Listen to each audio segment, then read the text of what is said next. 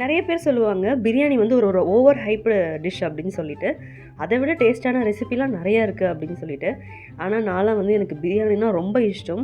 So எங்க வீட்ல பார்த்தீங்கன்னா, இன்னைக்கு லஞ்ச் பாக்ஸ்க்கு என்ன பண்ணலான்னு ரொம்ப நேரம் யோசிச்சேன். கடைசியா ஓகே வெஜிடபிள் பிரியாணி பண்ணிடலாம் அப்படின்னு தான் பிளான் பண்ணியிருந்தேன். ஸோ பிரியாணி பண்ணும்போது பார்த்தீங்கன்னா, எனக்கு ரொம்ப பிடிச்ச விஷயம் நெறையா பாத்திரம் முதல்ல அழுக்காகாது. நம்ம ஒயிட் ரைஸு, அதுக்கப்புறம் சாம்பார், ரசம் இந்த மாரி பண்ணும்போது எனக்கு சிங்கே ஃபுல் ஆயிடும்.